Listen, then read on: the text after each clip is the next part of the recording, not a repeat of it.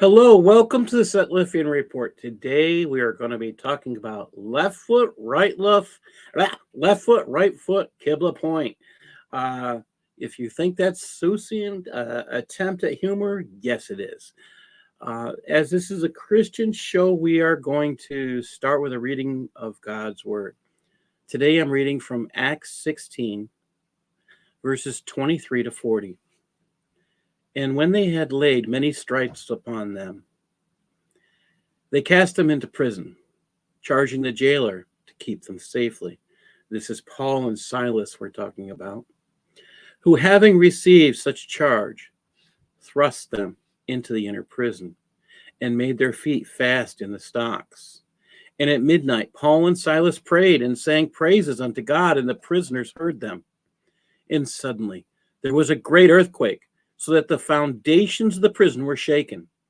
And immediately all the doors were opened, and everyone's bands were loosed. And the keeper of the prison awakened out of his sleep, and seeing the prison doors open, he drew out his sword and would have killed himself, supposing that the prisoners had fled. But Paul cried with a loud voice, saying, "Do yourself no harm, for we're all here." Then he called for a light and sprang in, came trembling, and fell down before Paul and Silas, and brought them out and said, "Sirs, what must I do to be saved?" And they said, "Believe on the Lord Jesus Christ, and you shall be saved, and your house."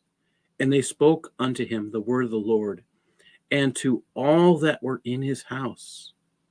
And he took them the same hour of the night, and washed their stripes, and was baptized, and he and all his straightway. And when he had brought them into his house, he set meat before them, and rejoiced, believing in God with all his house. And when it was day, the magistrates sent the sergeants, saying, "Let those men go." And the keeper of the prison told this thing to Paul, "The magistrates have sent to let you go. Now therefore depart and go in peace."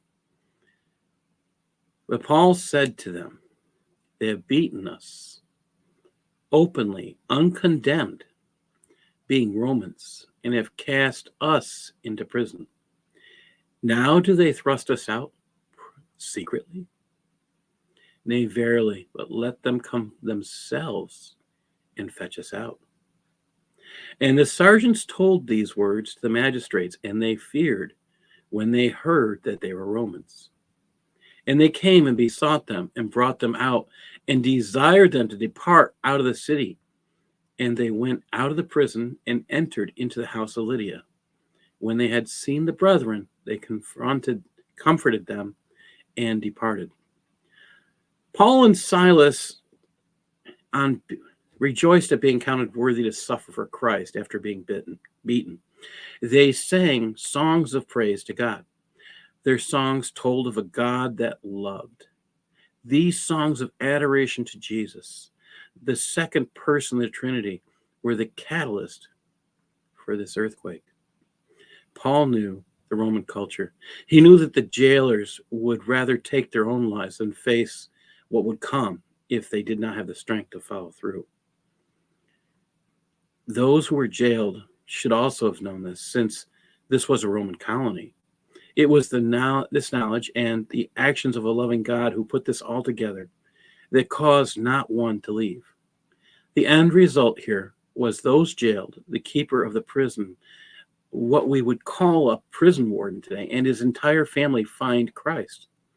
God puts this together for them to find the love of God that was waiting for them. Paul and Silas carried this message of hope that was able to break prison doors and set the captives free. If this message of love was this powerful, imagine what it would do to those who ran the prison. Think about it. Now, after today, this was actually my reading, by the way, for today. And after today, we're done with this part of we're done with a part of the show on Shariah. One of the stories we're going to be talking about is Hatun Tash.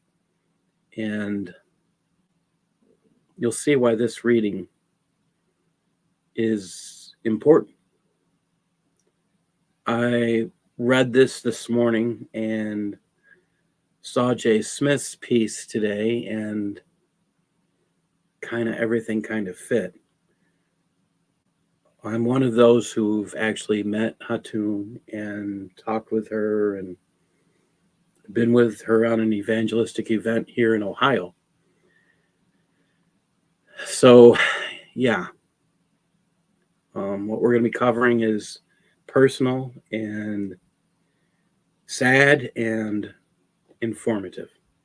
So, hopefully, I can give you some information. I'm not going to promise that I have all the answers, but I will do what I can. And with that said, let's get into this part of the show where we're talking about the strangeness of Shariah. I don't have a better way to explain this. And here we go. Just get my mouse in the right spot. Here we go. I can't believe I've done that. All right. And this may be too small, so I'm going to enlarge this today. And let's just do that. Okay.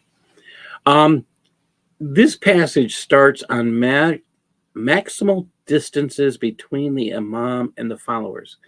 Now, for those of you who do not remember last time we were here, we were talking about how the imam really means someone who stands in front of others. And it doesn't mean a leader. You would think that that's what they're talking about. But this is just a guy who stands. It doesn't.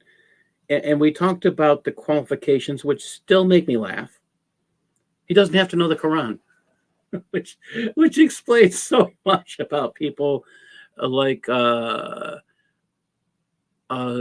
certain person that has, I will say, remains nameless, and he gets a lot of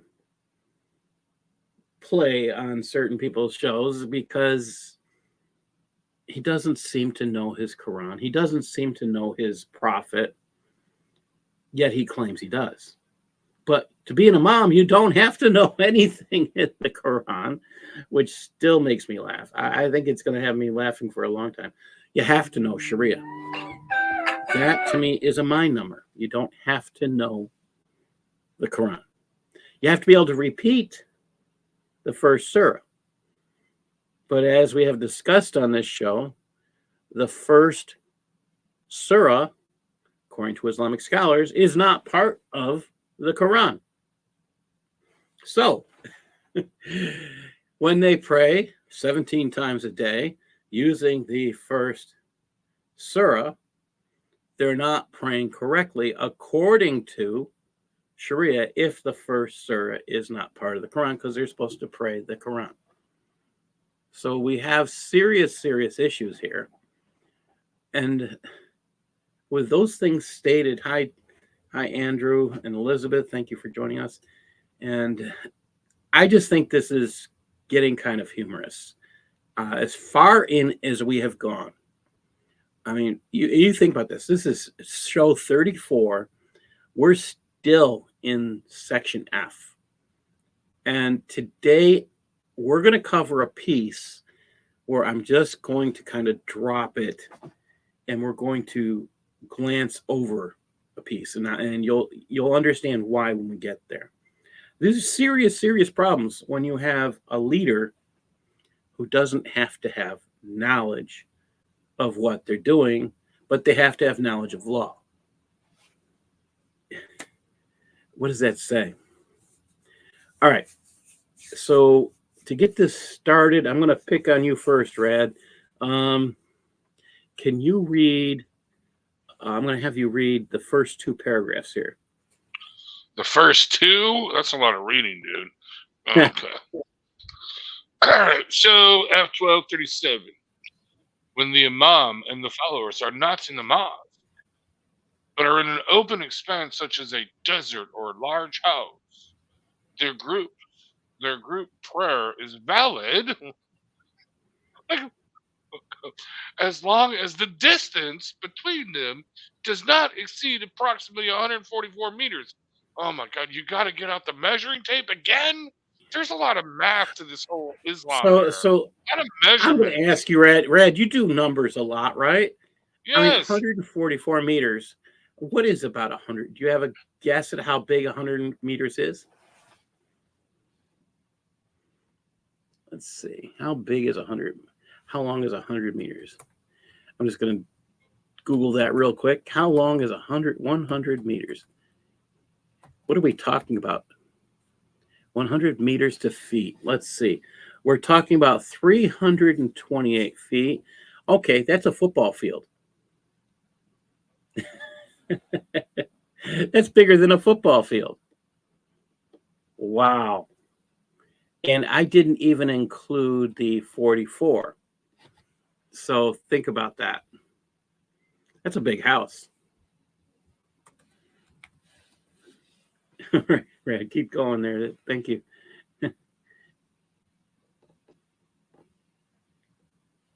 Hello? Sorry, I muted myself. Brad, are Sorry. you okay? Yeah, All right. I'm here, Okay. yeah. Okay, yeah. So yeah, that's about 400 and something odd feet there. Yeah. If farther apart than this, their group prayer is not valid. Allah will not accept you if you are not correct. Wait, you said social 400. Oh, I didn't even catch that. 400 distance. feet. We're talking Yeah, about it's three about football 4. fields. Yeah, it's 4 football fields. 422 Almost feet. 5. Well, Almost roughly 5 400. football fields. Yeah, well, so a meter is not exactly 3 feet, so but it's roughly about 400 feet. It's like 3 Wow. inches under 3 feet is a meter, if I recall correctly. Anyway, Wow. actually, funny, I'm trying to convert to the metric system with cooking because it's so much simpler, just to let you know. So I'm really kind of getting into that. Anyway, but think about this, dude. See, well, this is a miracle of Allah. He introduced social distancing. Do you not understand that the correct distance not to spread COVID in 1500 years in the future is exactly 144 meters? You see? You see? Seriously, what the hell? If farther apart than this, the group's prayer is not valid. What the? And dude, this is very specific, 144 meters. Okay? If there are rows of people behind the imam, this distance is the maximum that is valid between each row and the one in front of it, even though there are miles between the imam and the last row. Or a fire, a river. Because, yeah, that would have to be swum to reach him. Or busy street between. Really, dude? Can I ask you a question, Rad? Sure. 500 feet. Can you put miles in 500 feet? Well, miles like Oh, 500 yards. I'm sorry, 500 yards. 500 yards. Well, Let's make it that easy. No, well, 500. Well, that would be 1,500 feet. So yeah, that would be a mile. 500 yards would be a little over a mile because I believe if I'm a mile is like what 1,100 feet. I believe. Yeah. I think it's 5,000. No. They're 1,500 feet, something like that. I can't remember. Yeah. What? Yeah. 1 mile is 1,100 feet, I believe, or 1,200 feet, something like that. Okay. Yeah. Anyway. But yeah. Miles. Yeah, I think there's some play here. All right, let's keep going. Right. Yeah, this is just gibberish here. If the imam is in one building and the follower is in another, such as 2 houses, or if there is a house in or a school where the imam is in a courtyard and the follower is under a covered porch, or vice versa, then the maximum allowable distance is the same as for outdoor, definition above, provided that there is nothing between the imam and the followers and the obstructs passage and the followers that obstructs the passage to the imam, such as a lattice work window. Can't have that. No, can't have a lattice work window. Allah no likey the lattice work window. Oh. And provided that there is nothing that prevents the followers from seeing him, such as a closed door. Oh, so you got to see the imam. The imam is all important. to their prayer. I mean, think about it. This is so man-centric. The imam is extremely important. You have to see the imam, okay, to know when to properly do your yoga, your prayer, what do you call it? Prayer, yoga, whatever. Okay. All right. Was that 2 paragraphs? All right. Yes. So, can you read the next one, Sharon? Yeah. The group prayer is valid when the imam is in a mosque and the follower is in an adjoining space, provided that there is 144 meters or less between the follower and the edge of the mosque, and that between the follower and the mosque there is not a barrier lacking a breach in it. Breach meaning, for example, when the follower is standing before a wall's open gate. If such a person's group prayer with the imam is thus valid, then the prayer of those behind him or in the row with him is also valid, even when these others are numerous, and the group extends beyond the area fronting. Next page. I'm trying to get there. Sorry. Oh, I went too far.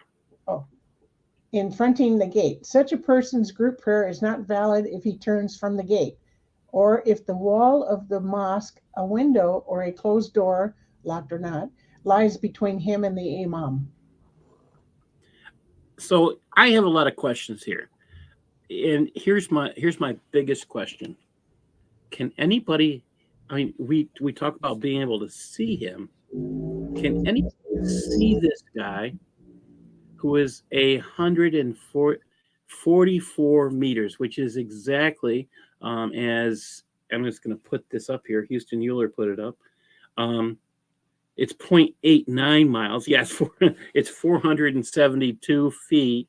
So we have a problem here.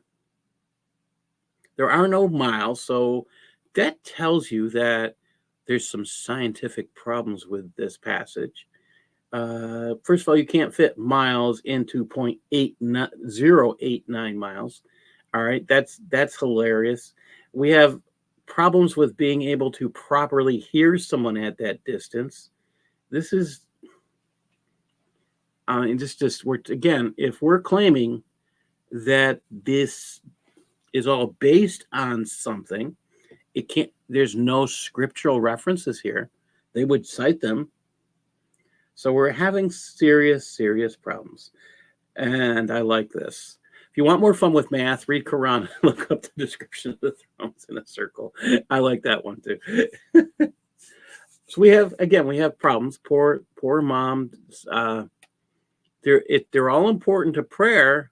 They want people to be able to see them, but can you see somebody at 144 meters? Another problem here. While I don't have the Arabic word-for-word translation right now, I doubt if they had put into here the word meters, how old is this Arabic that they're translating? This is a problem. And I just look at that being an issue. Oh, yeah. They would have like cubits or, paces or whatever. But either way, I mean, just the mere fact that they have a distance requirement to having your prayers accepted by God. Nothing about purity, nothing about repentance, nothing about coming in communion, nothing about all the things that Christ says, okay, to have in prayer, okay, or sincerity or honesty, you know what I mean, or complete repentance. None of that. You just got to have the right distance. You know what I mean? You can't be, and there's a lot of descriptions here. Oh, you can't be behind a closed door. You can't, and I like Andrew Martin's comment here. It's a weird figure. It looks like a conversion of a more fundamental measurement. That's exactly what I'm looking at. There's something probably, okay, it's probably sales. Okay. That'll have me laughing for a while. There's something wrong in this measurement. And I think Muslims should ask questions about this. What is the purpose of Allah restricting the technical word is efficacy, the validness, the worthiness of prayer, to a measurement of distance between the guy who leads or the guy who's able to repeat the Arabic and the guys who follow. Why is that? So if you're 145 meters away, too bad for you. Yeah, what if This you were stuff should lazy? have people thinking. What if Satan was pissing in your air and you woke up late and you wanted to go repent? You run all the way and there's like, the lines are already full, so that means your prayers are not accepted. I mean, seriously, this has serious repercussions. And let's say you're outside praying. Oh, we got a problem here. If you're outside praying and you're in a place where you're going to be doing this outside, most likely you are on a road, but you're not allowed to pray on a road. Again, it's supposed to be considered offensive.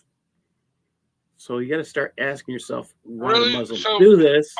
All these pictures on Twitter, we see Muslims praying on the side of the road. They're being offensive to Allah. Oh, yes. Yeah, we're definitely going to have to post that. All right. Yes. Yeah, that's in there. If you look at, it's offensive to pray on a way, which is a road. So again, this is Islamic law. They are the ones that come up with it, not us. And this is just some of the humor in this. Again, yes, the praying Allah who needs help and guidance. Yes, he needs guidance because he can't get the information to us. He can't communicate very well with us. That's probably the worst truth of it all. All right. Darcy, are you able to? Okay. Yes, you're there. You're there. Okay.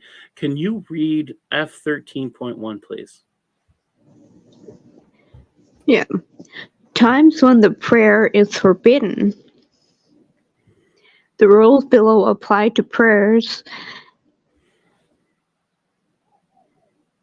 that are wholly supererogatory, i.e., which are not performed for any particular occasion or reason, and apply to prayers performed for a reason that will occur after the prayer, such as the 2 sunnah rakas before entering the state of pilgrim sanctity. So just a second here. What word have we used for supererogatory? What does that word really mean? Who knows? Unnecessary. So, I mean, if it's unnecessary, so you're doing something that's not needed. I mean, what's an unneeded prayer? It's not worth your time. What it sounds like. It's unnecessary. Why are you doing something unnecessary? Okay, so the truth is Christians will pray, and most other faith structures will pray. Is it required? No. That's the thing that I think is fascinating. However, they're not required, but does that mean they're unnecessary? The answer is no. It doesn't mean they're unnecessary. So prayer is supposed to change things. Their concept of prayer is repetitions, that what Christ described as vain repetitions. So these unnecessary things that they do in vain repetitions, they're unnecessary. Yeah. I'm still having a laugh about legislating using Shariah to legislate what is needed and unneeded. Why would you make rules or laws about the unneeded? That's bizarre. All right, we're going to go on. Rad, can you read F13.2, please?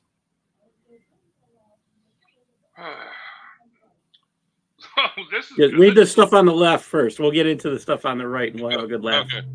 All right. So read the stuff on. Okay. Yeah. Okay. The prayer is unlawful and invalid. From sunrise until the sun is a spear's length above the horizon. That means they're defining. This is the funny part. N means it's a note. They're trying to explain what they mean a spear's length. So, okay. Meaning when a distance equals the sun's diameter appears. Oh, so now we got to do geometry? We got a Euclidean geometry for prayer? We got to seriously sit there and come out with the sextant and sit there and measure the distance of the sun's diameter appears between the sun and the horizon? Are you kidding me? Okay, this gets funnier. I mean, the guy who started all this can't read. All right. If he can't read, do you think he understands the concept? Right. Well, right. The math. Yeah. Well, you see, yeah, okay. From the time the sun is at its highest point in the sky until it moves on. What the? From when the sun yellows before the sunset until after it was set. After praying the current dawn prayers, and after praying the current mid-afternoon prayers. So Allah doesn't like listening to people if they're not praying on time. He's taking his siesta during those times. He doesn't want to be woke up. Come on, dude. You know what's happening, Raven? I was gonna sleep. Not siesta time. Yeah, he does have that big, huge throne out there. He's got to put his huge butt on. I mean, I don't know if that's because he's put too much weight on. I don't know. But here's what it really says. This is the part that made me laugh.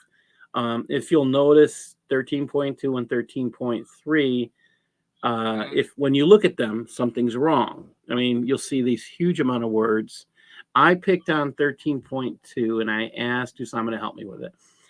It says, it is forbidden to pray, and you cannot pray until sun is rising, until the height of the spear, when it be exactly at the same height of the spear, or until it disappear. So all this other stuff you see on the left, under the word spear, it's not there. Really? Yeah, so this is where, understanding Arabic. So I'm going to recommend people who buy this book, Reliance of the Traveler, go to their phones and pick up an app. It's normally on phones today. It's called Google Translate. And you point it at whatever you're trying to read in Arabic, and you'll get a translation. Now, I find this humorous because if I do that if I'm using that program right now and I point it at, you can use your camera, and I take a picture of F12.3, which I'm doing, and I share that. I just want to see the picture. Come on. And I just need to read it. It says it is forbidden. Okay, sorry, F13.3. It says F13.3. It does not prohibit anything that has a reason, as a funeral, a mosque greeting, and a sunnah of ablution, and he missed it. Do not perform from the rocket. Okay, so while some of that sounds like it doesn't make sense, so let's F13.3. It's permissible at the above times to offer non-obligatory prayers.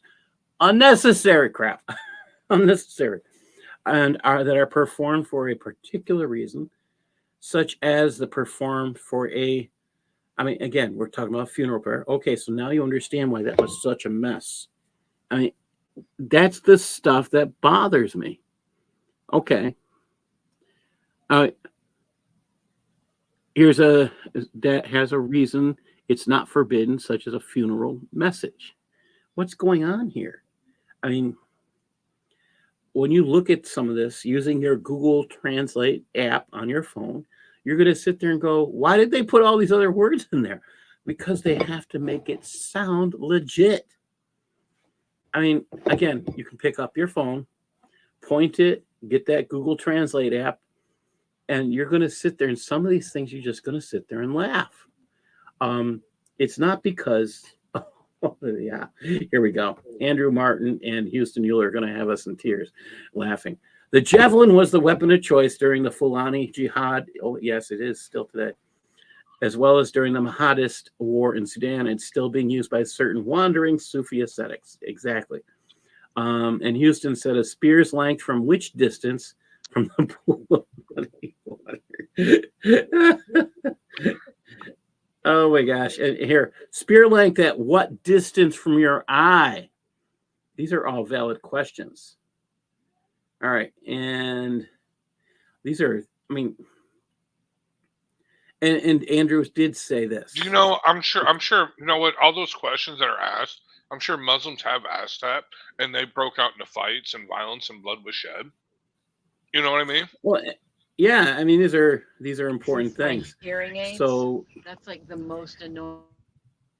So the questions here are just kind of, they're really valid questions.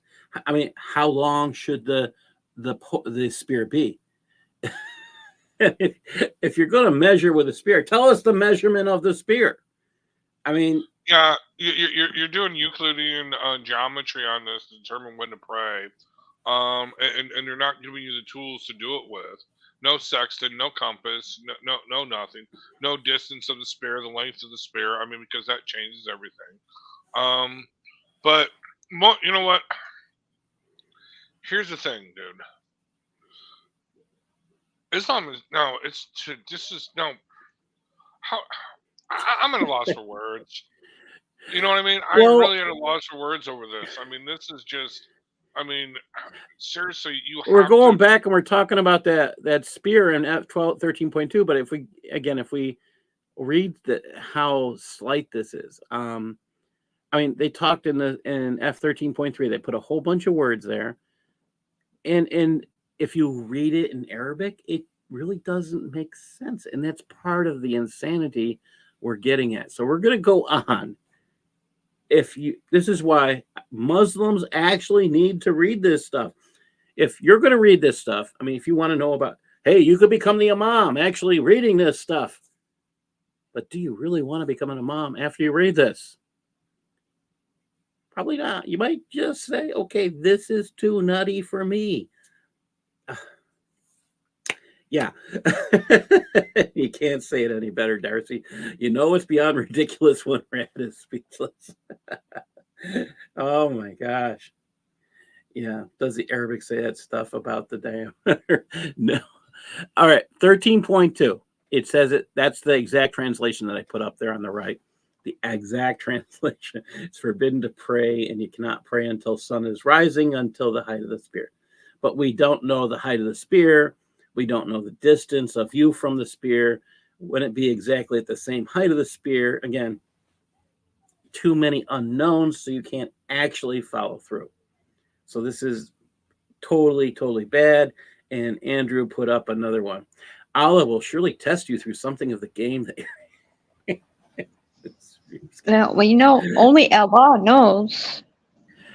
Well, then, yeah, if only Allah knows, he can't communicate how to follow his rules. And as we know, the Quran is clear as mud, and here we have Shariah clear as mud. Sadly, I would like it to be more clear, because then we could actually have a decent discussion on, is there validity? Is there anything making sense here? Is there any Quran or Hadith passages? And we're going to be getting into the right foot, left foot shortly, but let's look at this 13.4. Sharon, you want to read 13.4? Okay. It is not offensive to pray within the Meccan sacred precinct, harem, at any time, nor is it offensive to pray when the sun is at its zenith on Fridays, whether in the sacred precinct or elsewhere. So notice how little Arabic is there. And yet they put all that up. All right, this is where you start saying, okay, let's translate this. So what does it exactly say? It is absolutely not disliked to pray in the Mosque of Mecca, not at the equator, on Friday.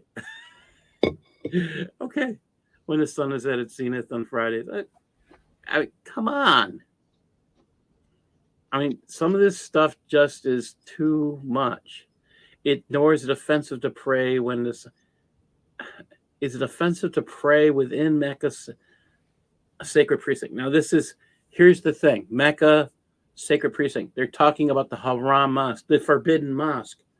The place they all want to go pray is forbidden. I thought haram means don't go. I mean, it's a no thing. Yet, when you teach people don't do things that are haram, yet you require them to make a pilgrimage to something called haram, are you sending two messages? Absolutely.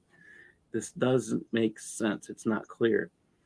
And again, and this is what Andrew Martin is mentioning here in here, and we do need to talk about this. When you pray, you must. This is Matthew 6:5.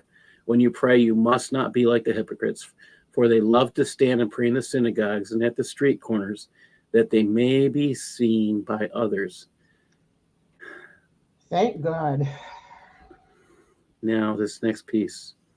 Truly, I say to you, they have received their reward. But when you pray, go into your room and shut the door and pray to your Father who is in secret, and your Father who sees you in secret will reward you. And when you pray, do not heap up empty phrases as the Gentiles do, for they think that they will be heard for their many words. Do not be like them, for your Father knows what you need before you ask him. Well, that's the truth. I mean, and our God knows these things. He sets you up. And if you actually were here at the beginning, you heard us talk about how God set up Paul and Silas for an incredible miracle, which led to, we're talking about an earthquake. No one was injured as a result.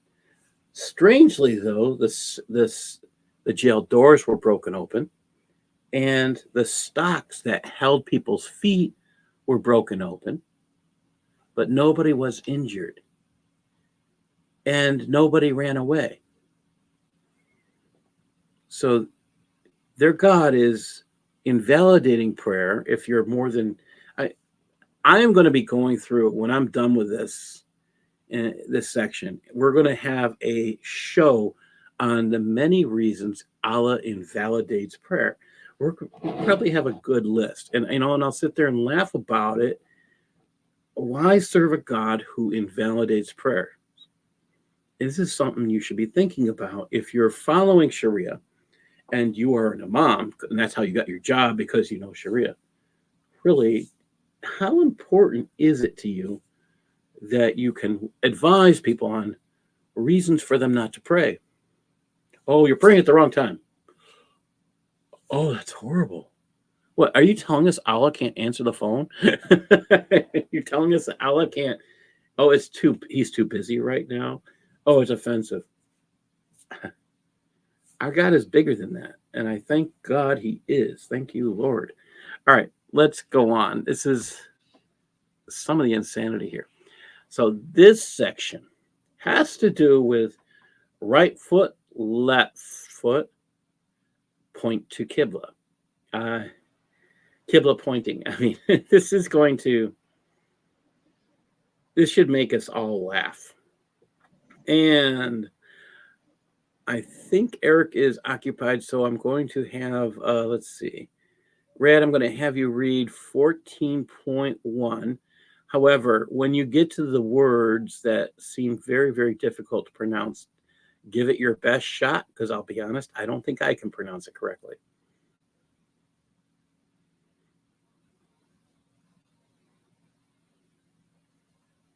And he muted himself. Okay.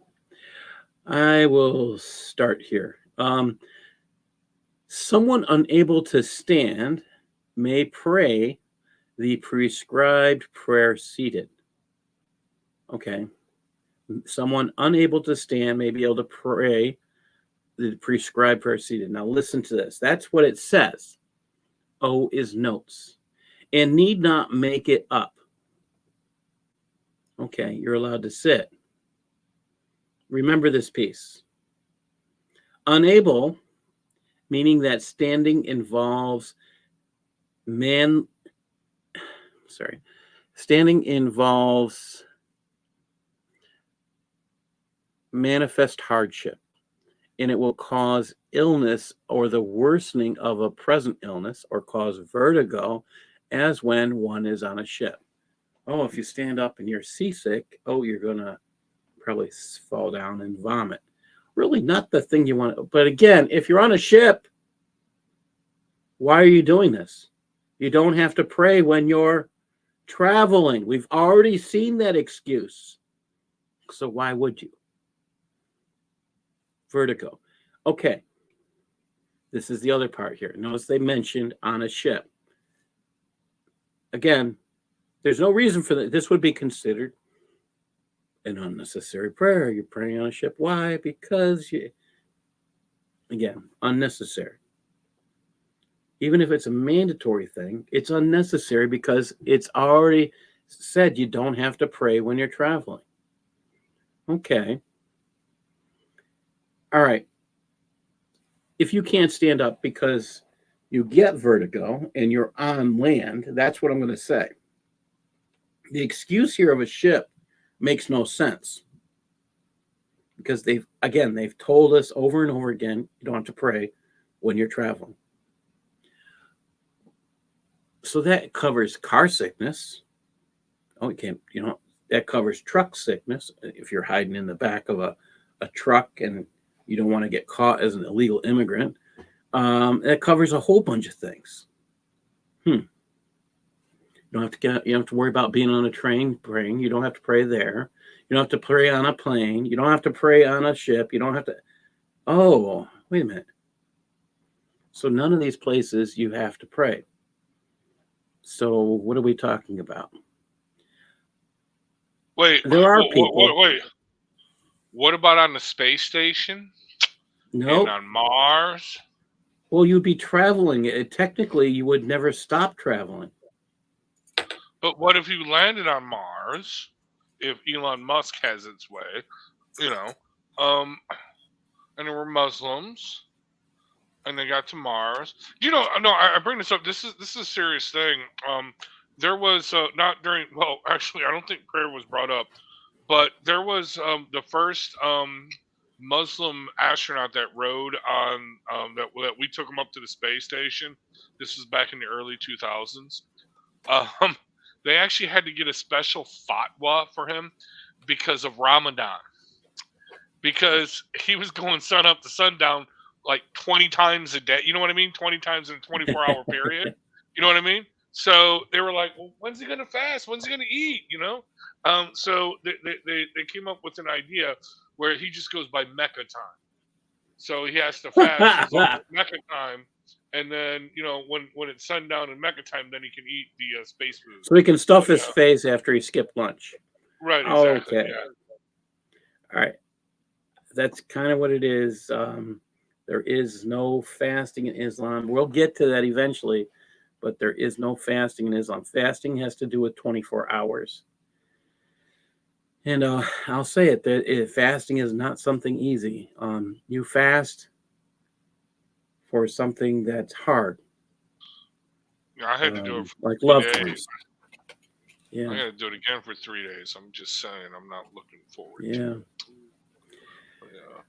All right. F14.2. Sharon, would you okay, did I read the second part? Yeah.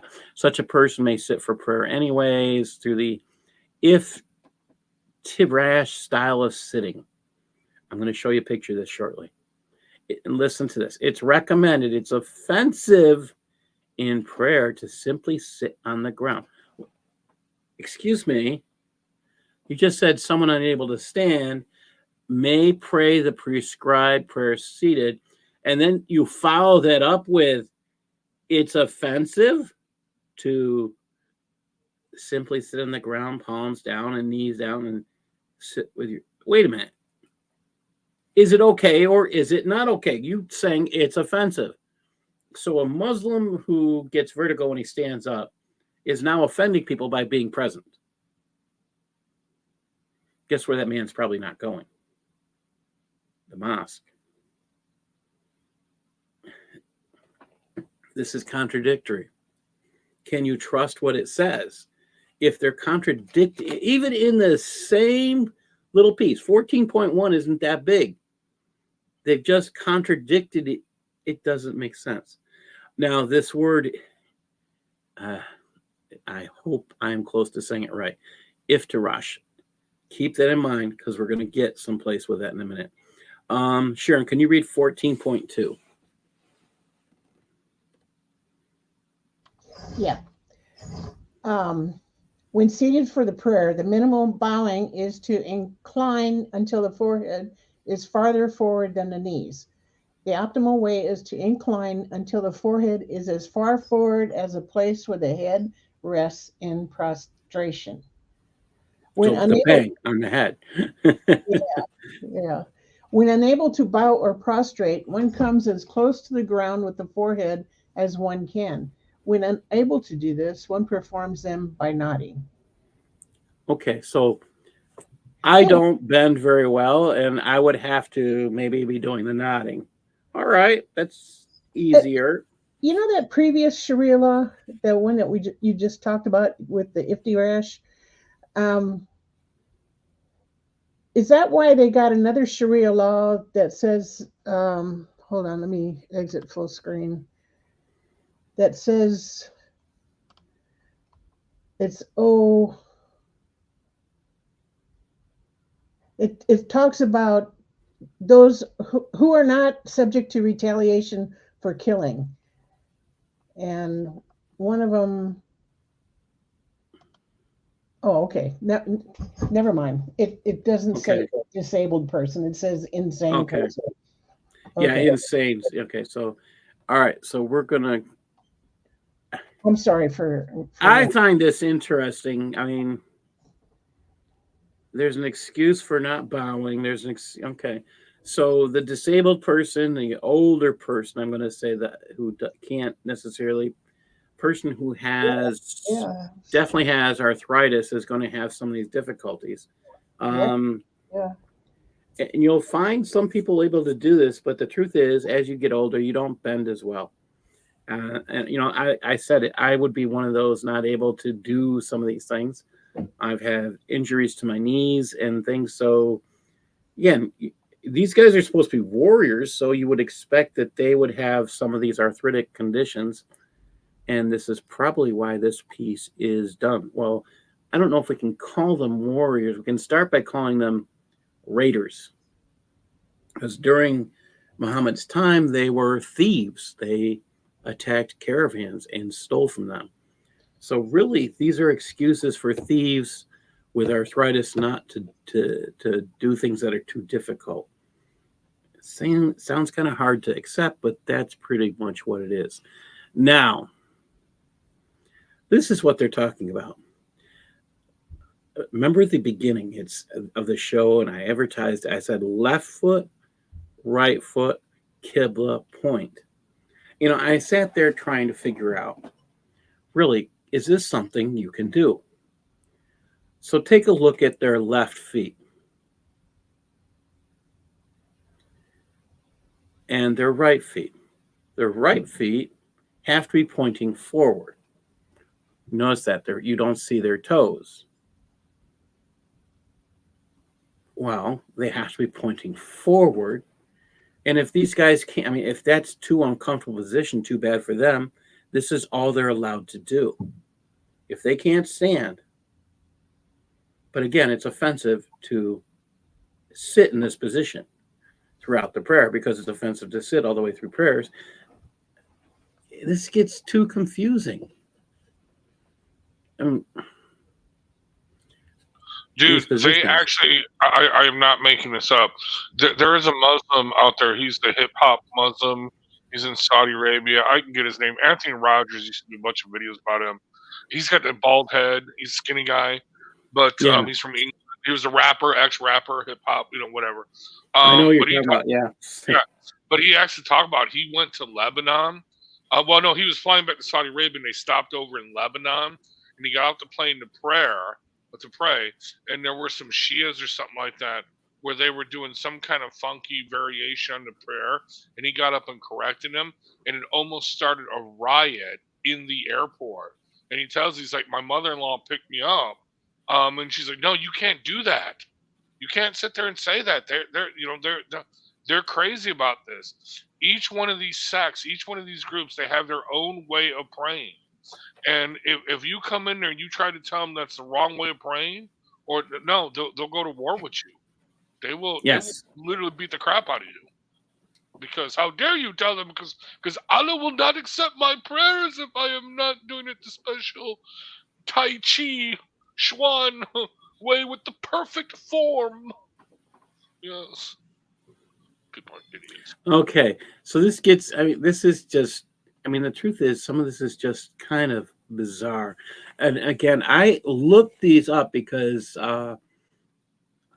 there is a quote controversy between these two positions. And I'm not going to attempt to correctly pronounce it, but it just makes you ask questions. What's really going on? When I started looking these up, I found a guy who claimed there was Islamic scriptures that back this up. Now, I'm going to see if I can do this now.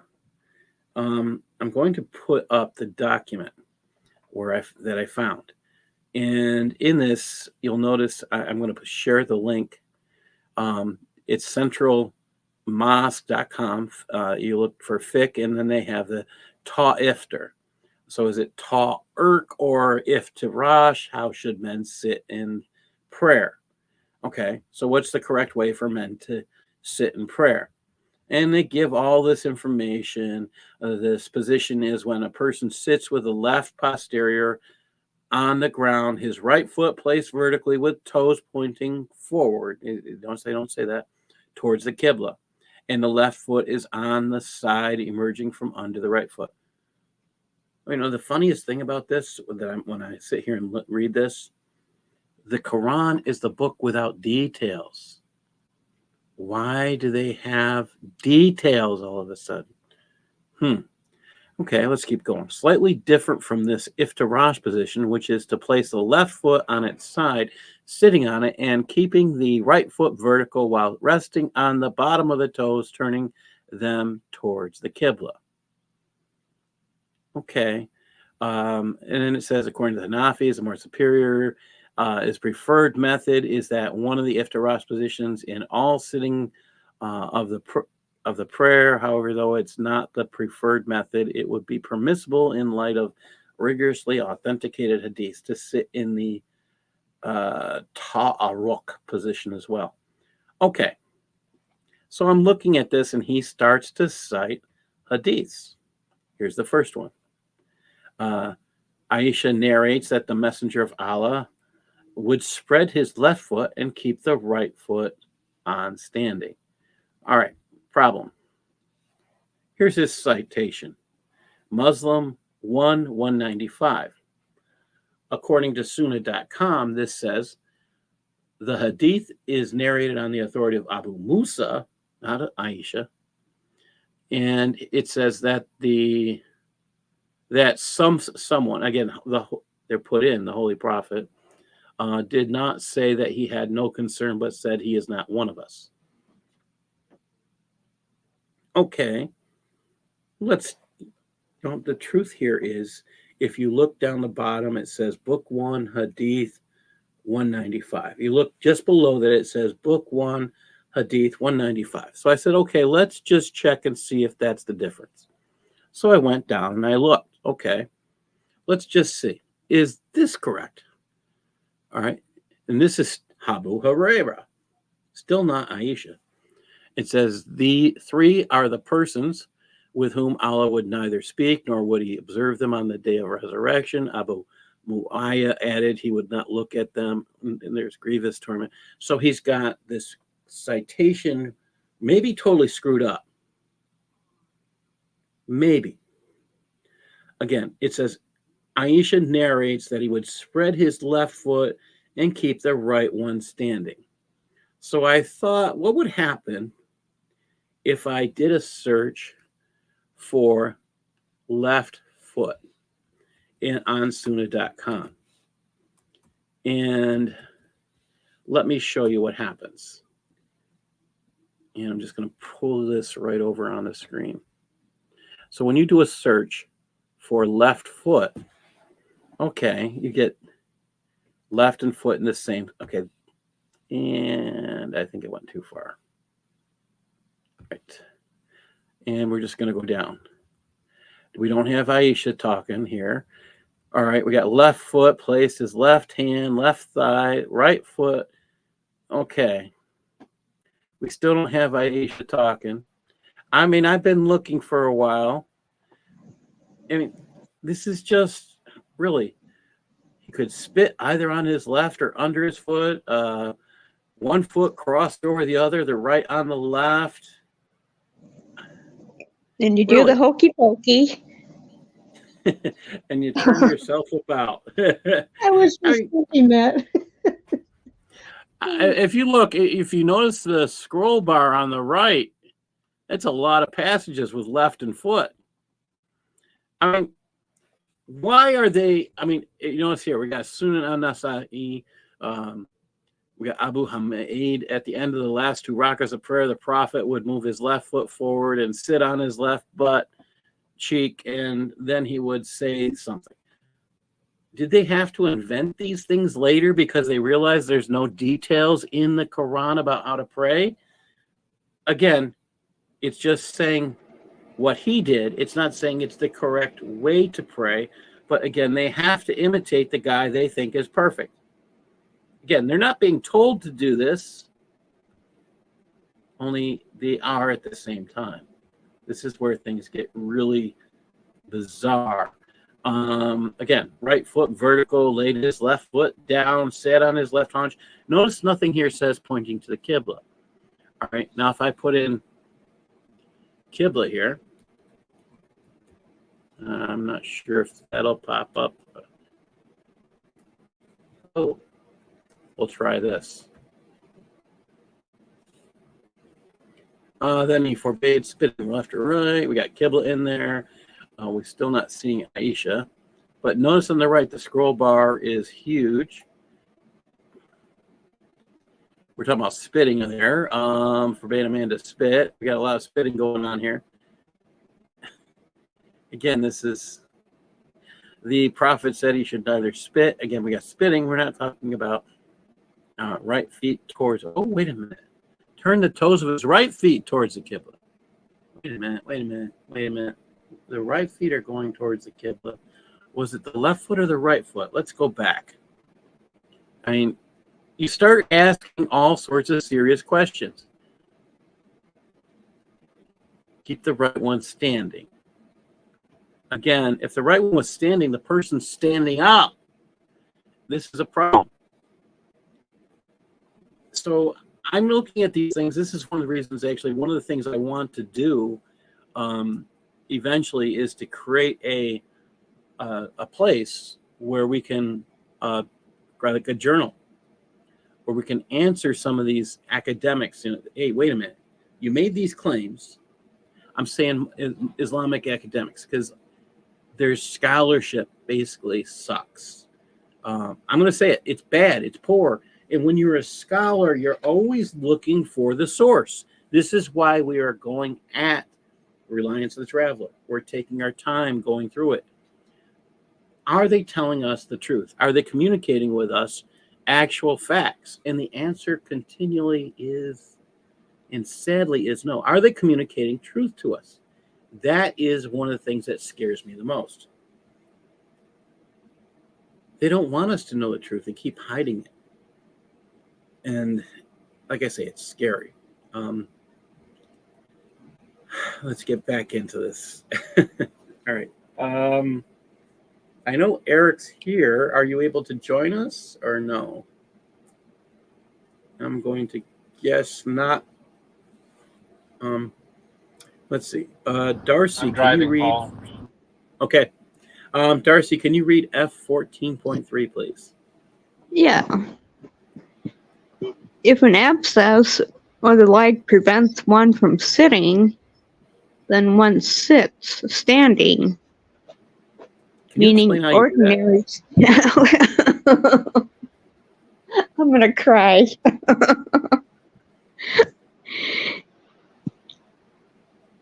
Ordinary standing with the intention of sitting. So you're crouching basically. So that one stands between prostrations and for the testification of faith.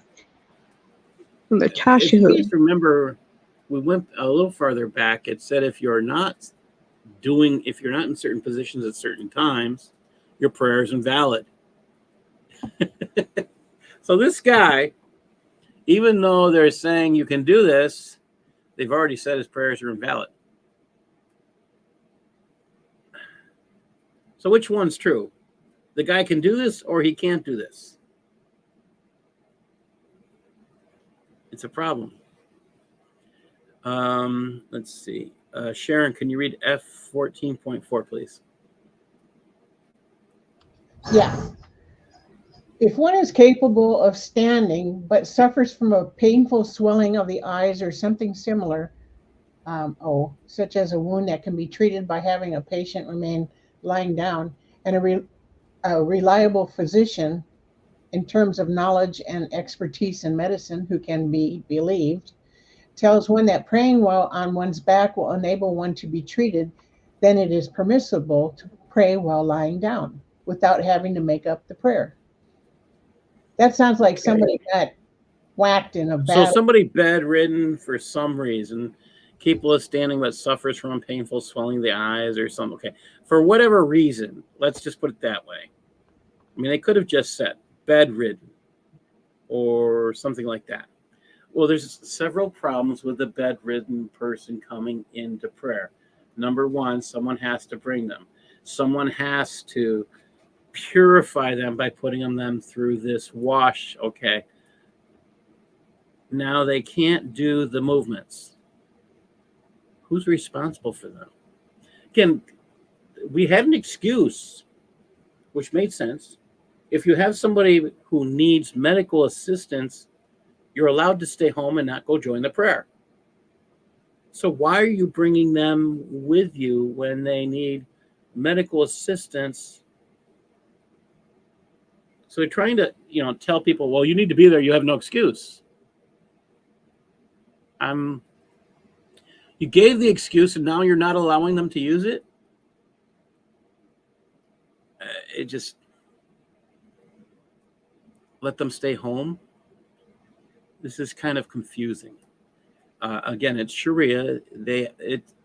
We found Allah is the one who makes excuses for whatever he gives a rule for, but painful swelling of eyes or something, and a religious and a reliable physician, expertise in medical knowledge, tells one that praying while one's, again, it's sadly gobbledygook. All right, we're going to go on. Read F14.5. I think I've got the rest of it on the next page. Okay. If unable to stand and unable to sit, one lies on one's right side. Okay, we're just skip the right is. we got to interrupt this show for this news break here. All right. Is everybody aware of Harvard's President Gay, whose testimony has lost Harvard millions of dollars? By the way, this is a woman who has been doing her testimony revealed that it's not against Harvard's behaviors to yell from the river to the sea, which means kill all the Jews. Well, It depends on the context. Genocide depends on the context. That's what she said. Yes. Depends on the context. I mean, if they're actually killing Jews, then that would be against Harvard. But talking about killing Jews and committing genocide, well, the first question she was asked was, if someone came in and said, kill all the black people, would that be wrong? And she said the same thing, which was kind of, I don't think she expected that, because if you looked at her eyes when she answered that question, she did not expect that. All right, here's what she said. This is again.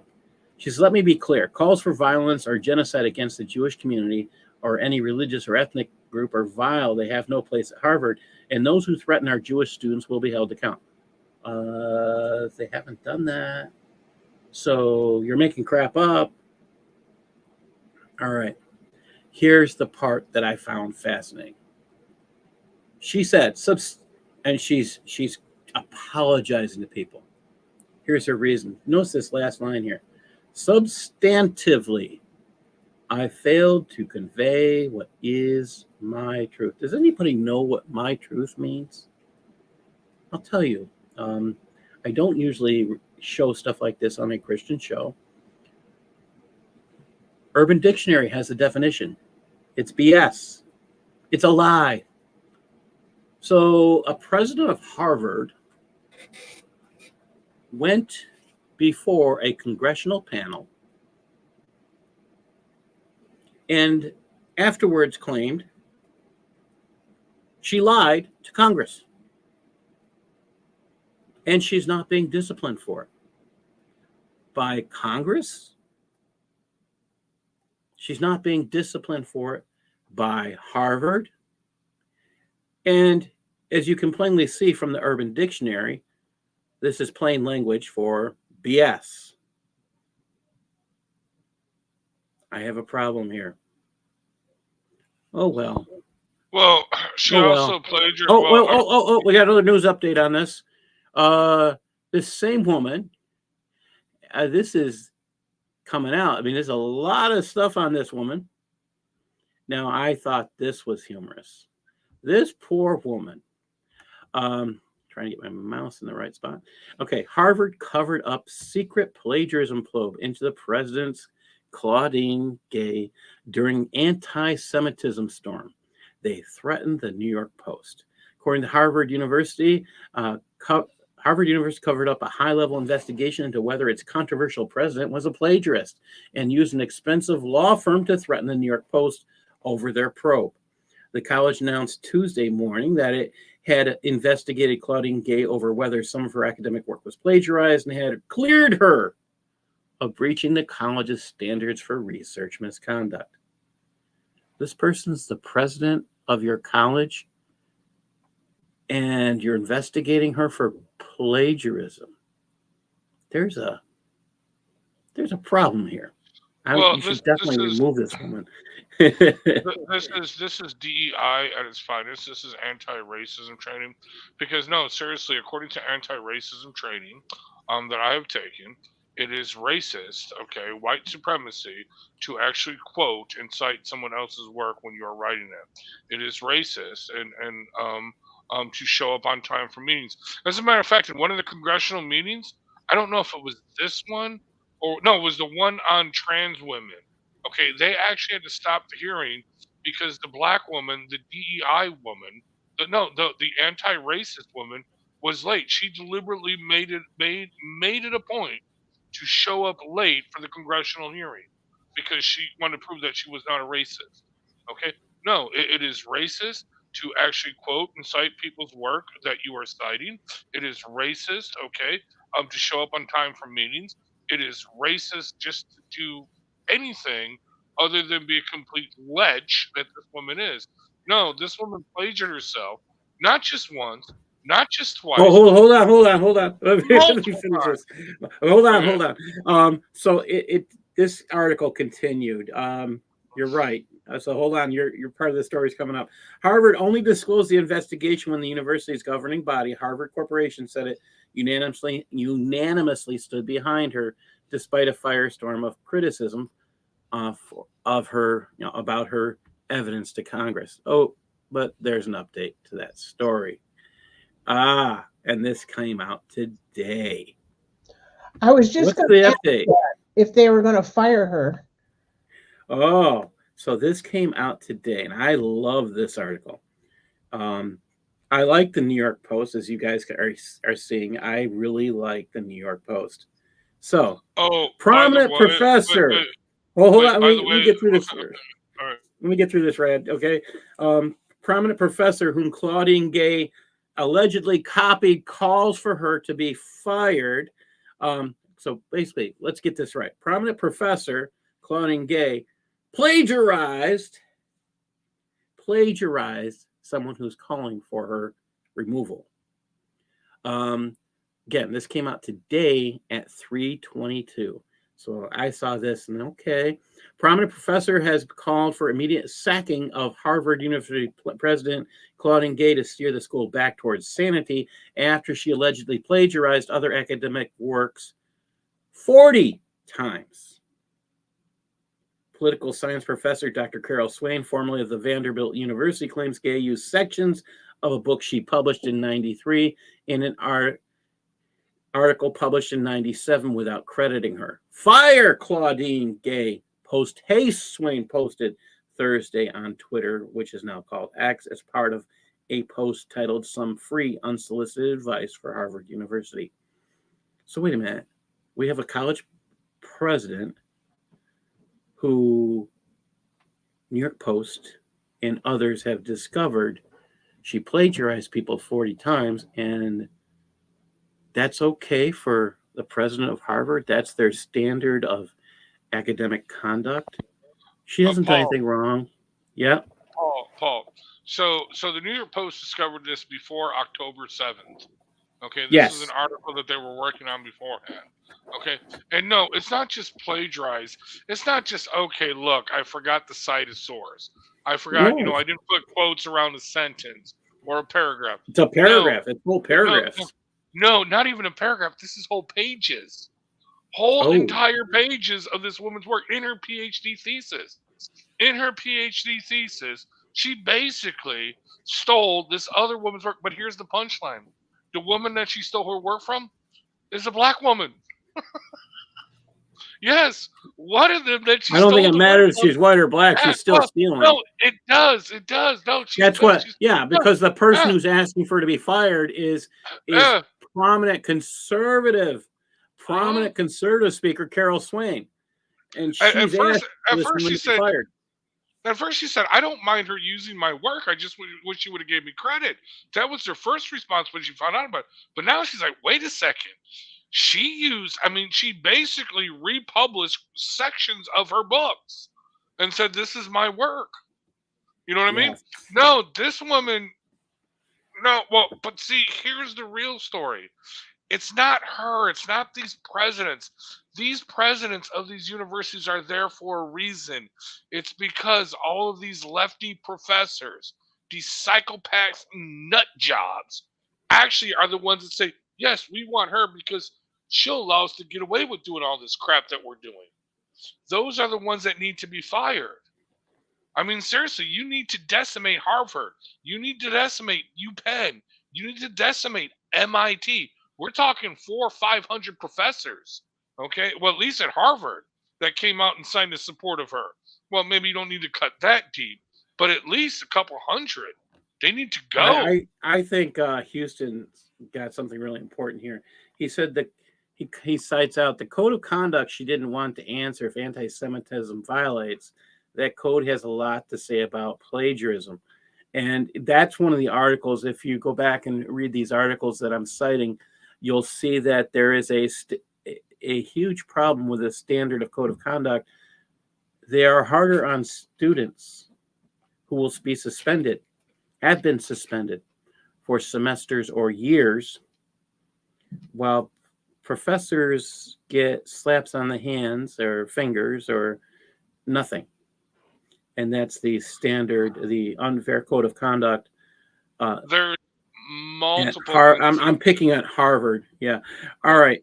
Now. Wait, hold on. Let me just finish on this. There are multiple instances where some kid, when he was 16-year-olds, either liked a tweet, retweeted a tweet, or said something stupid, okay, on Twitter or on Facebook, only to have his scholarship and his admittance rejected by Harvard or UPenn or any of these Ivy League schools because somebody found out, okay, that they did this, years ago when they were a teenager. Okay. Actually, there are multiple cases where the dude was like in their sophomore year, or even a graduate student, where like, no, you did this when you were 12. You got to go. Okay. All right. But anyway, no, this woman's got to go, and all the professors that wrote the letters standing up for her, they've got to go too. This has to be deep. That's why DeSantis, he says he's going to cut deep. He's just going to fire people. That's it. You're done. Anyway, continue on. Let's go. All right, so this next section, I shared with those who are here that this is hard. Hatun Tash is missing. When they first said she was missing, they said she was missing for 2 weeks. At the time that was said, I knew that she'd only been missing for almost a week. And I knew that that was a big reason to pray. Even that time period was long. And Jay's going to share the truth here. It's pretty detailed. I will say this, it's hard on those who know her.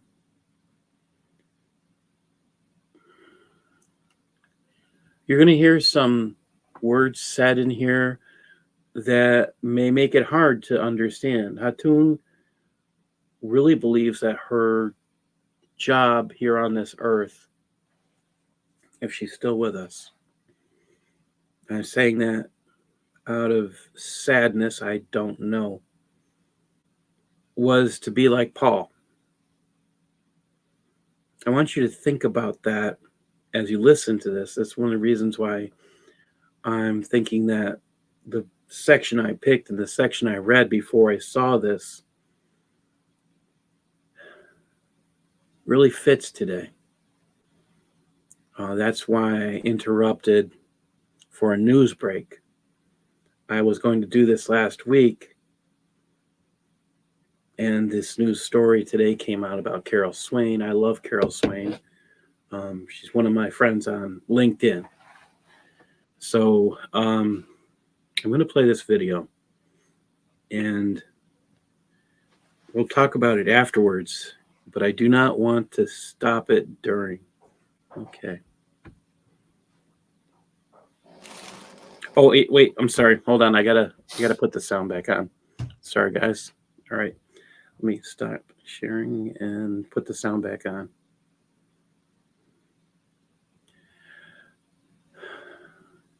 And yeah, there we go.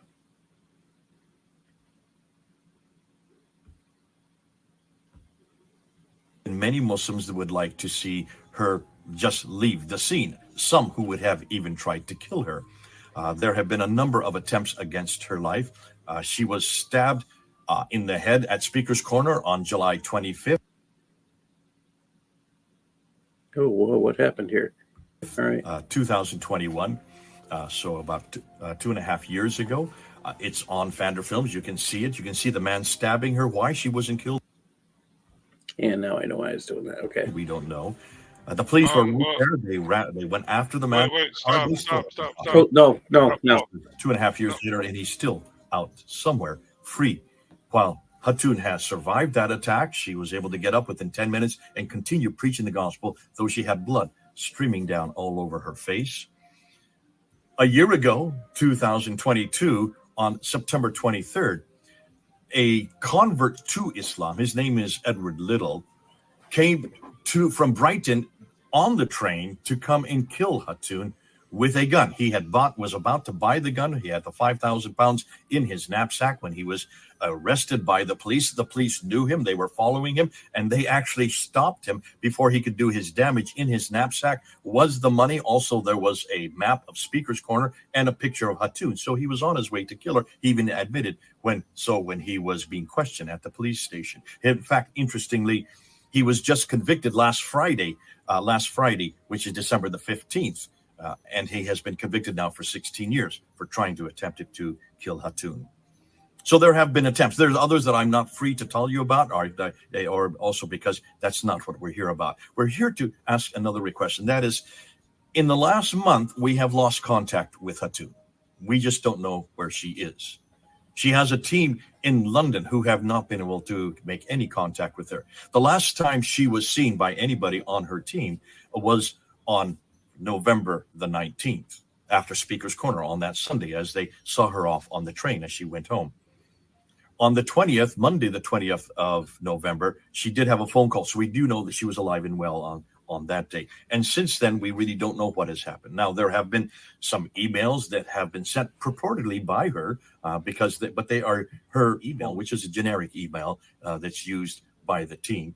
And they supposedly are written by her to 3 different individuals, all 3 of whom, except for one, really don't really know her that well. And that's odd. What she says is just very generic, that no one can take me out of the Lord's hand, and that I am safe, and just don't worry about it, and I'll tell you in a few weeks.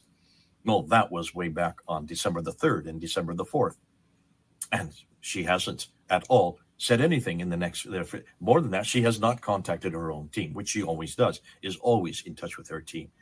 And that concerns us. Those of us who love her, those of us who have worked with her, she has been our colleague. For my case, I've known her for over 10 years. She used to be on the ladder with me there at Speaker's Corner every Sunday. She took over my ministry when I left in 2017. So that's over 6 years ago. But since those emails have come, and one just came about 2 days ago, again, a generic email, and those on her team do not consider it to be authentic. They think that these are inauthentic. What has concerned us is this: there have been 3 different missing person investigations that have been logged by the police in Britain. 3 times, people on her team have logged these missing person investigations, and all 3 times, the response has been from the police is that this woman has no address, which is true. She doesn't have an address because of the dangers of her and the fact that she cannot get an address because of her past and because of who she is and what she does. And so the police have just shut down and closed down every one of those 3 investigations. So we need your help, because we would like these investigations to be reopened, because if anybody can find her, the police are the ones who can do that. They have the means to do that. They have the ability. We don't. And what's more important, we're not even sure if she is purposely trying to stay away. Maybe there is something that's come up that she needs to do. Maybe for medical reasons, she is no longer in the public sphere. Maybe she is overseas. We don't know. But always, whenever anything like this comes up, she always tells her team. This has not been the case this time, and that's why we're putting it out to you and putting it out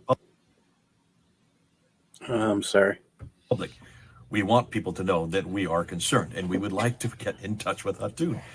So this is what you can do. If you are living in the UK, write your MP. Tell them that you want the police to reopen the case, to look and find Hatun so that we know she's safe. If you're overseas, write to the British Embassy and ask the same thing. Let's get this up and going. Let's find Hatun, and let's find out if she is safe. Now, saying that, let me just say something about Hatun, and I know probably Hatun, if she even hears me saying this, she'll probably get very angry, because Hatun is rather unique. She is not like anybody I've ever met, and having worked with her for these years, she doesn't walk by the same drumbeat that the rest of us walk. She sees herself like Paul in the 1st century. She is a Pauline of the 21st century and models what she does much like him. Remember, when Paul was there in the 1st century, he would go to Laodicea, Cappadocia, Berea, there in Ephesus. Every city he went to, he would go right into the synagogue, and he would confront the synagogue leaders with what they had done to Jesus Christ. Hatun sees her job as much the same way. She goes from mosque to mosque to mosque without being invited, and she confronts the imams with their Quran, and also with the errors that she has found right through their scriptures. And that's, of course, she gets the same type of reaction that Paul got. And sometimes she has been beaten up. Other times she has been thrown out of mosques. She's been, I think, in over 400 mosques all by herself. But in a 3-year period of doing this, she brought 1,000 Muslims to Jesus Christ using this kind of methodology, a methodology that I wouldn't use, that probably none of you would use or would be able to or capable of doing so. 17 imams have become Christians because of her and because of the work that she is doing and because of the provocative nature of the type of ministry she has. So I understand why the Muslims are upset. I understand why they would like to shut her down. And maybe that could be the case. But as a fellow brother in Christ and as one who is one of her colleagues and have been working with her for the last 10 years, I do know that Hatun would not be at all worried about what's happening to her. And she would probably, if she does come out of the and into the public sphere again, she'll probably have an awful lot of things to say against me and putting up this video. And probably she would say this. Listen, I'm doing the Lord's work. This is the kind of work I always do. You know that Paul was beat up. Paul was thrown into prison twice. He was almost stoned to death. He caused a riot in Ephesus, and they finally killed him in Rome. And you know, she says this to me all the time. In Matthew 10, it's very clear that those who go in the name of Jesus Christ, commissioning the 12 disciples, what did Jesus say in that commission? He says, I'm sending you out as lamb before wolves. You're going to be hated for my case. Listen, Hatun has been hated. You're going to be persecuted for my case. Yeah, listen, Hatun has been persecuted. Jesus said to the 12 disciples, you're going to be jailed for my name. Hatun has now been jailed 4 times, falsely jailed by the police, just there, Metropolitan Police there in London alone. And then it says you're going to be flogged. How many times has Hatun been flogged? She's come into the workshop when I'm there with a broken foot, with broken ribs, and even almost a broken neck, all done by Muslims who confronted her because of what the work that she is doing. So she's certainly been flogged and jailed for Jesus' name. And then number 5, what it says there in Matthew 10, you will be killed for my name. That's the commissioning of the 12 disciples in the first century. Hatun reminds me all the time. Every one of the disciples was hated. They were all persecuted. They were all thrown in jail. Every one of them was certainly flogged, and all of them, except for John, were killed. She said, if that's their commissioning, that's my commissioning. And what does Jesus then say in verse 34? I have not come to bring peace. I've come to bring the sword, to set father against son and mother against daughter. And Hatun has a Muslim father who is an imam, and certainly he would love to see her killed. This is what we know. This is what we have heard. What does Jesus then end off in verse 38? For he who is not willing to bear my cross is not worthy to be my disciple. That's Jesus' very words. And Hatun takes that seriously. Therefore, in some ways, I do know that if she has been killed, if somehow the Muslims have finally got to her and they have put her away, she's back home with the Lord Jesus Christ. She has gone home. Because the Lord Jesus will not have her leave this earth unless it is of his choosing. And she has reminded me that over and over again. If this is her commissioning, then she's received her commission. It's commissioning for all of us who serve Jesus Christ. It doesn't matter what type of venue. It doesn't matter with what kind of people. We should all be willing to be hated. We should all be willing to be persecuted. We should all be willing to be jailed, flogged, and yes, even killed if need be. And if this is the case for Hatun, then we know that she is home. She has gone home, and she is with our Lord Jesus Christ. But until then, until we do know what has happened to her, we need your help. We would love you to help us out because we would like to find her, and we would like to continue to work with her, and we would love to know that she is safe. All right. This is Jay on the 20th of December, going into the 21st now. I hope that we can say in the next time I talk to you that we will have found her. But if we do not find her, and if we do find that she has died or has been killed, then we will know that she will be home. She will finally be home. God bless you. This is Jay then. Over and out.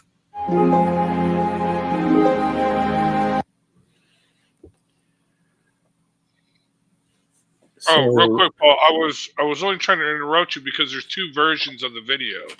There's the first one that was posted, which is cut out. That's what I thought you were getting to. I thought, you were playing the first version. Yeah. This video tells a lot about Hatun. She's not your average person. It does speak to her pretty much living on the streets. Part of her living arrangements are because in Britain, if you have threats against you, you cannot find a place to reside within. People don't feel safe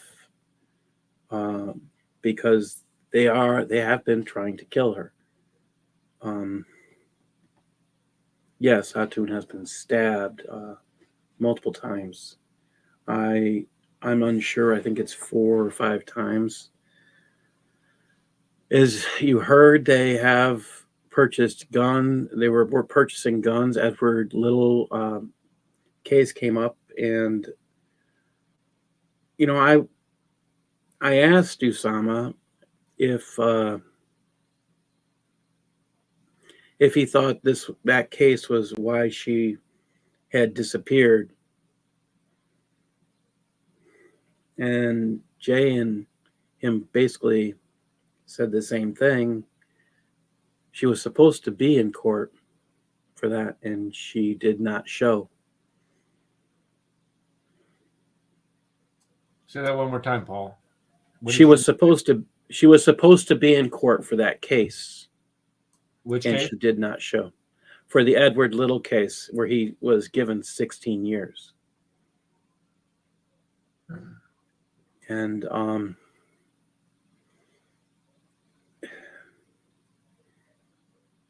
the fact that she wasn't there, and if you know Hatun's personality, she would be there.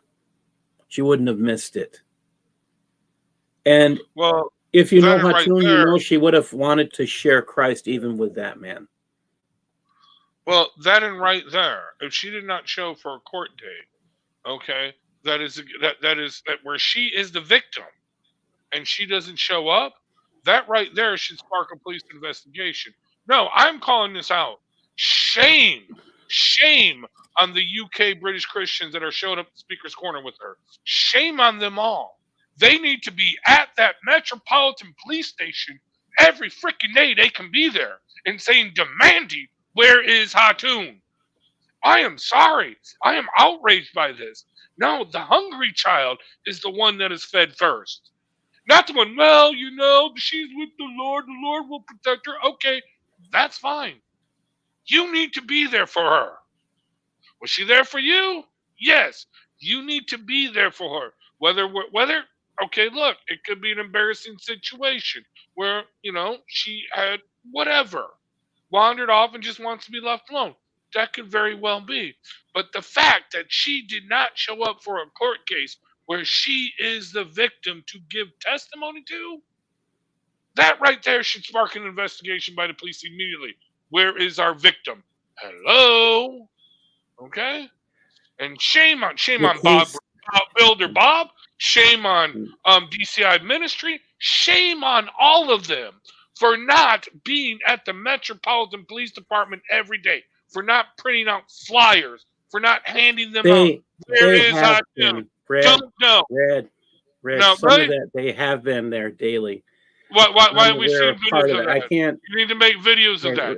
No, Red, don't give Red. me. I can't do this. You need to do this. This needs to be visible. Okay, and I'm in just the front, saying. Tommy they have Robinson been- needs to be in on this. Kelly Klein, Yeah. Kelly Jean needs to be in on this. All of them. This is shameful. Shameful. I'm so outraged. And yes, I did just get out the phone with the Metropolitan Police Department. I can't go to the UK. I'm just telling you, they'll arrest me on site. But I'm just saying, seriously, no phone calls, no emails, no letters. You show up if you are in the UK. And yes, Dominic, you're in the UK. You need to be there too. Every one of you. If you are not, then shame on you. And that's it. I'm going to email Dominic tonight.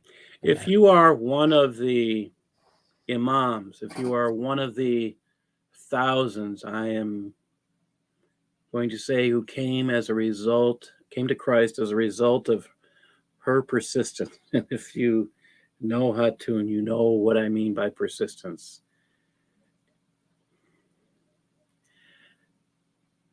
If you know Hatun, we're asking, if you live in the UK, please contact the police headquarters in your area and ask them. I'm not saying Metro UK. I'm not saying that for a reason.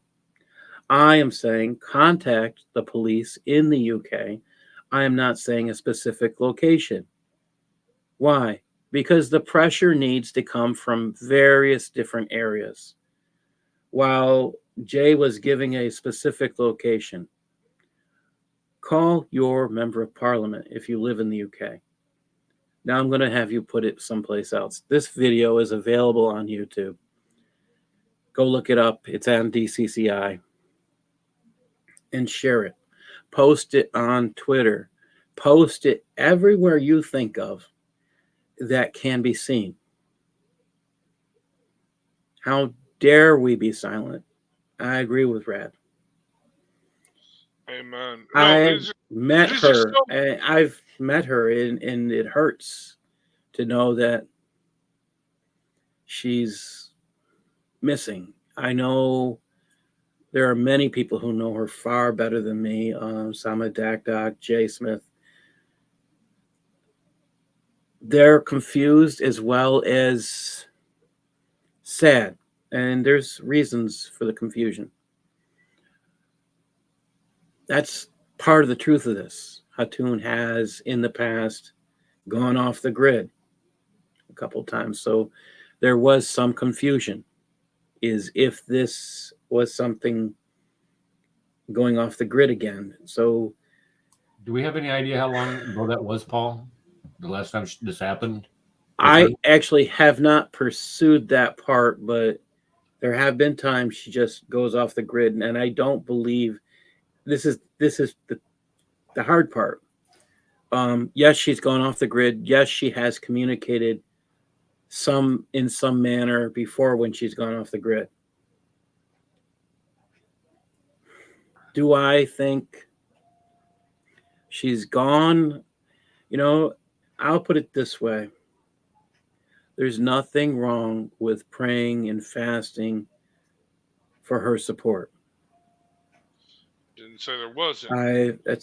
I'm going to Faith say without- that faith without if deeds, God, faith without deeds, you need action, and this is action So- now. This isn't. yeah. I'm sorry. I'm just really Okay. angry. Yeah, faith. Let me put it this way to you: is if while you're fasting and praying, God gives you an answer, share it.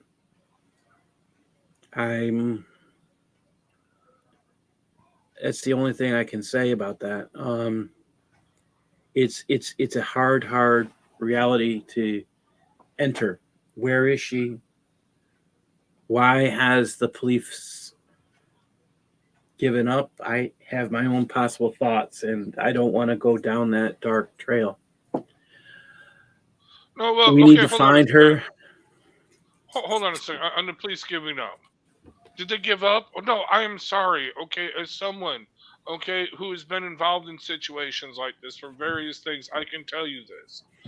When I say the hungry child is the one who gets fed first, I mean that. In other words, okay, look, it's like anything else. Okay, like, okay, they get a work order or a ticket. That's what they look at it as. That's an investigation. It's in their queue now. Okay. Oh my God, they want to solve it within 72 hours because then it boosts up their metrics. Okay, it makes them look good. And then if it's not solved in 72 hours, what are you going to do with it? It gets pushed down on the bottom of the pile. Now here's the thing: when did they report her missing? Was it within a 72-hour period? Probably not, from what it sounds like.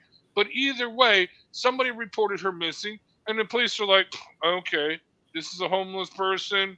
We haven't gotten any calls from these people. Nobody showed up in a couple of days.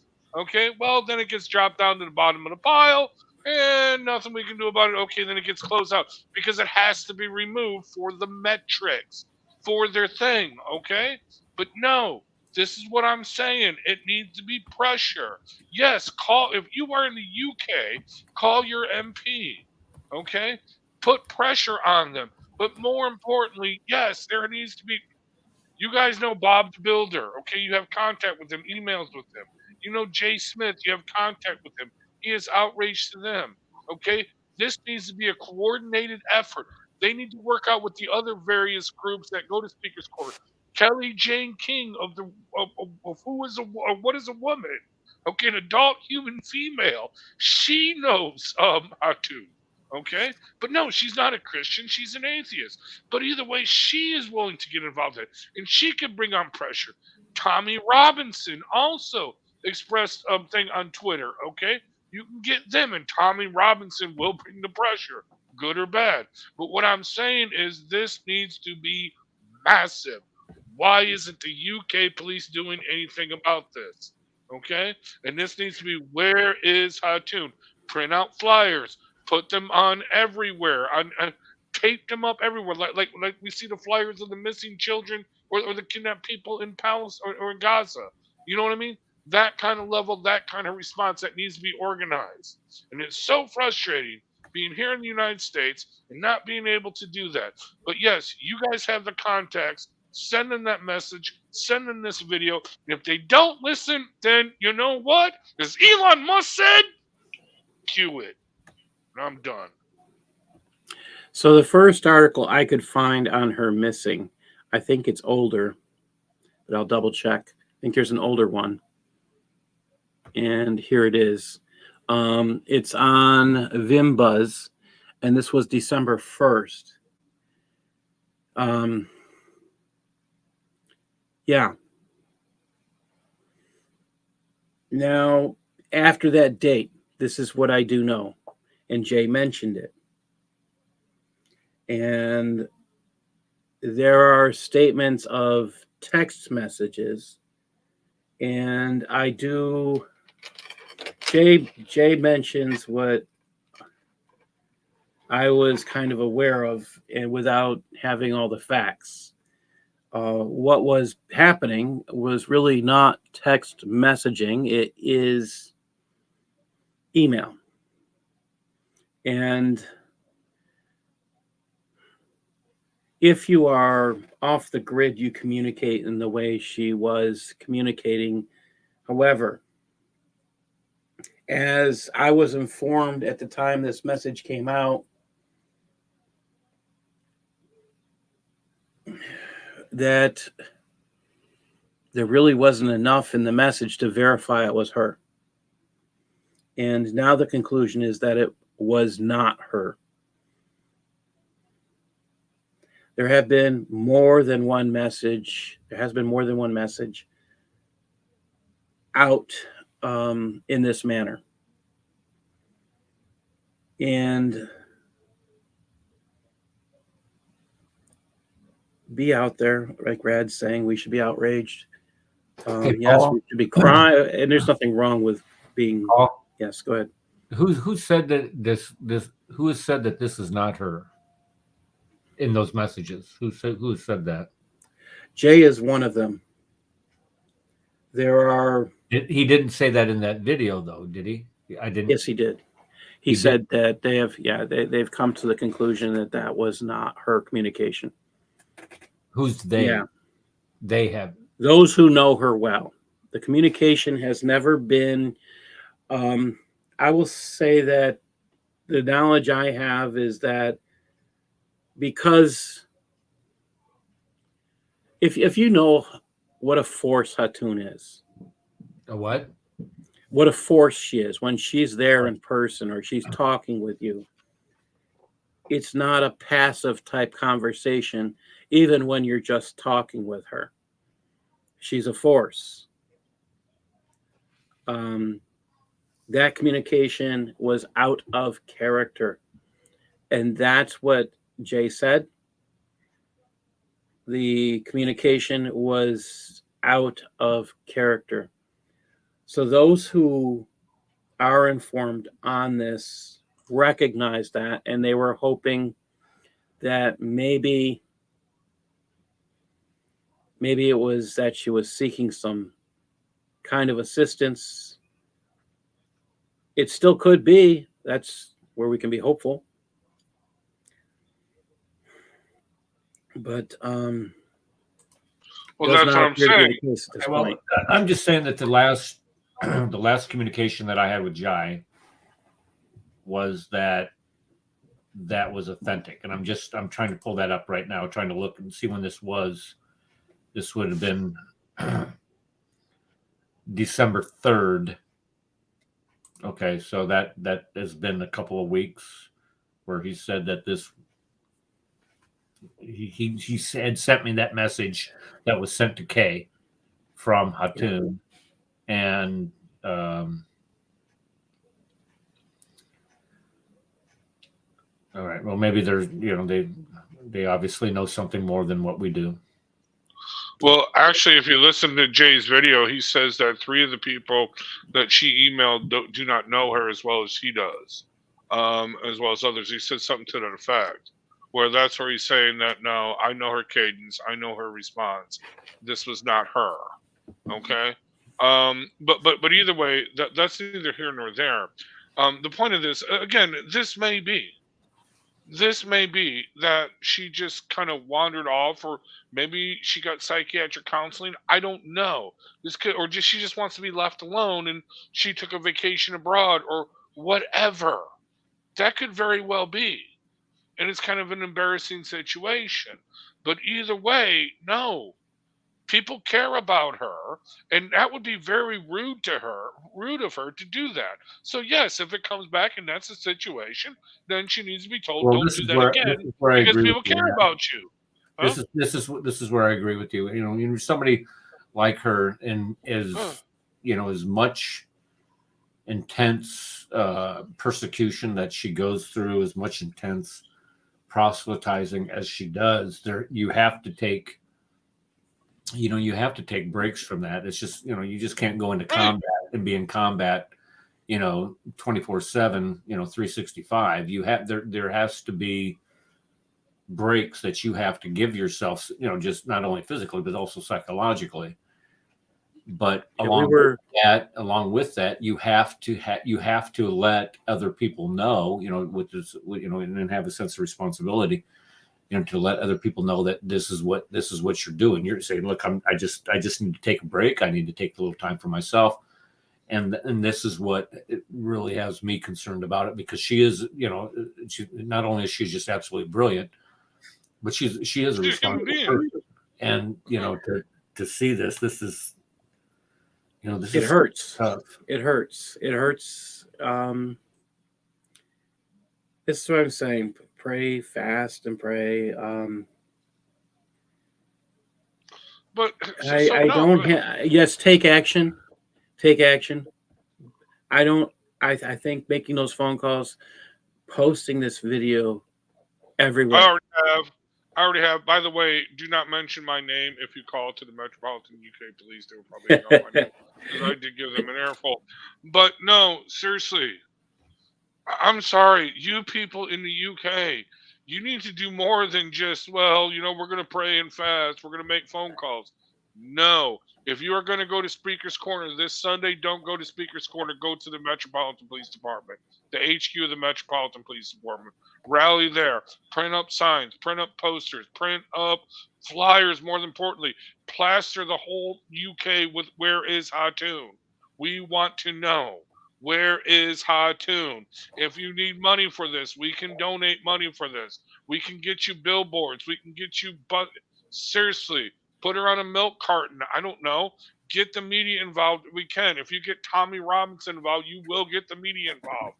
It really is not that difficult, but you got to do it in the UK. We cannot do this here. So you in the UK, you need to do this. And shame on you for not doing it sooner. The first 72 hours of someone missing is the most crucial piece of time, according to all the criminal things that I watch, because I look for mistakes. Anyway, they didn't know, Rad. That's the thing. People didn't know, and we still do not know. Well, we do know she's missing.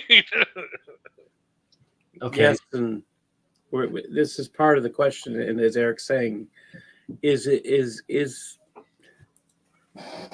is why I'm saying praying fast. For everybody who's not in the UK, and for those who are, praying fast, because we don't have the answers that say she's actually missing versus taking a sabbatical. We don't have that information. We don't have that information. So yes, could she be doing that? Yes. Do we have great appreciation of her? Yes. I wish I had answers. I don't. So that's my best advice. As Rad said, we cannot do anything here in the States. The only thing we can do is share.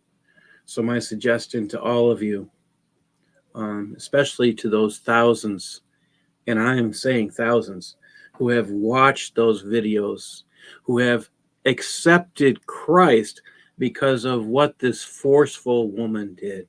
I say forceful woman because she, as you heard stated, she lived as a lover of Paul and idolized how he lived for Christ.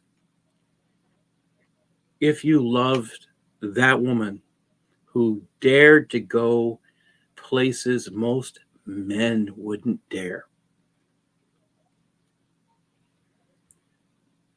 take the risk.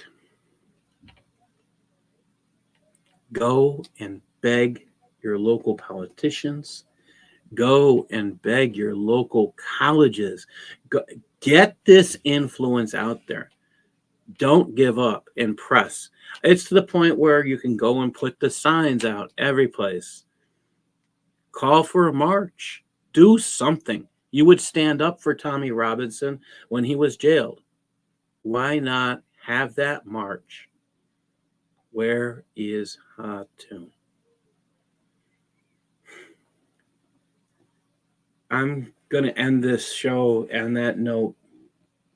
I think that's the best thing that the UK could do. A march. Where is Hatun? And leave it at the police headquarters. Jay, I hope you're able to hear this, and our other beloved partners over in the UK, we support you. Thank you.